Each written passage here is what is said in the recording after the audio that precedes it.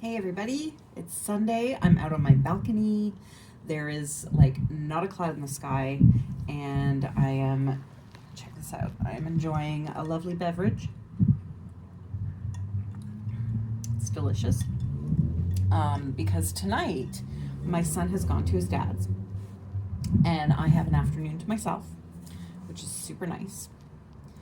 But I wanted to take an opportunity to jump on here and talk to you guys because I was sort of thinking about what I was going to make for dinner tonight. Since I don't have my son to feed, what am I going to make? It's got to be something that I love, and preferably something that he would genuinely reject, because then it's stuff that I'm not making through the week and stuff like that while he's here.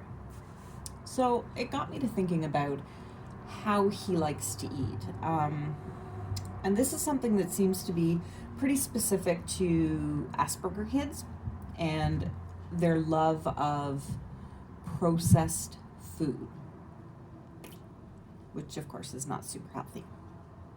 But it has been found that a common thread through a lot of kids on the autism spectrum that used to be sort of called Asperger's back in the old days, what would now be ASD level 1, usually with a 1 to a 2 in social interactions. So those kids have usually a love of processed, pre-prepared foods, frozen pizzas, a specific kind of chicken nugget, hot dogs, like all of these things that we know as parents are not nutritionally sound. These are the things that these children will eat until the cows come home. And I don't remember what I was watching or something. It might have been the Aspie World. If you're not familiar with them, it's a pretty good Facebook page. Go check them out, the Aspie World.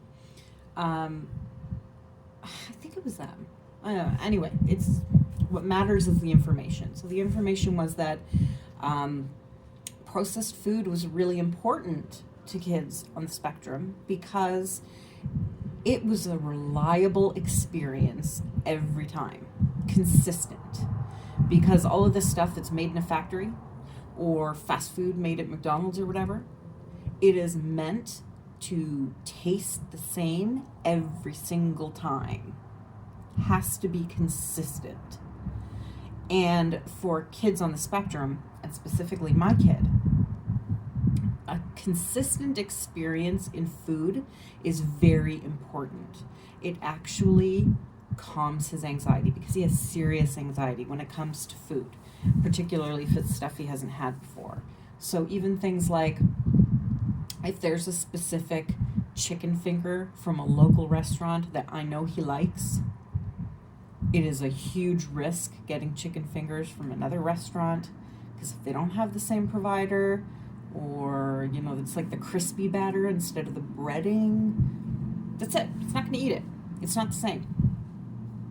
So I think in learning about that, and I feel really lucky because my kid also likes fruits and vegetables, but learning about that, really the message home that's really important is just feed them.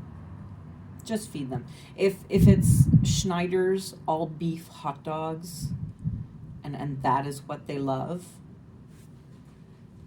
nitrates be damned. Just feed them. If your kid will only eat Jane's pub style chicken nuggets, just feed him. Doesn't matter. Sometimes they have a coupon. Maybe you'll save some money, but just feed them. Just feed them. Try and make up the holes wherever you can. If there's a specific vegetable they like with my son, it's usually green things. If it's a specific vegetable they like, get it in there as much as possible. Have a gummy multivitamin. Sometimes, if he's been on a really bad kick when it comes to nutritionally balanced food, we'll use an Ensure, which he just thinks is a great strawberry or chocolate flavored shake. So for him, it's a win. But I think that the most important takeaway here is when it comes to food and inflexibility in your Aspie kid or your sensory processing disorder kid, don't sweat it too much.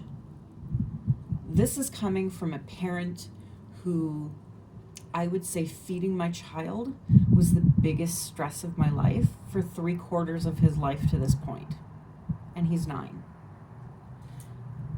I'm letting it go now. Took me a while to get here, but I'm letting it go.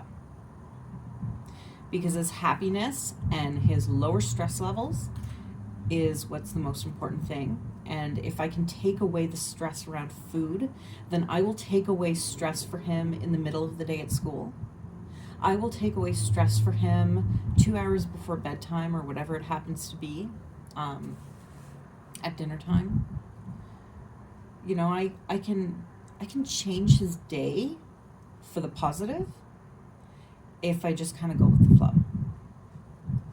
Anyway, I'm going to get back to my drink before I start making dinner for myself. And I want to wish you guys a really great Sunday. And we'll talk soon. Okay? Bye.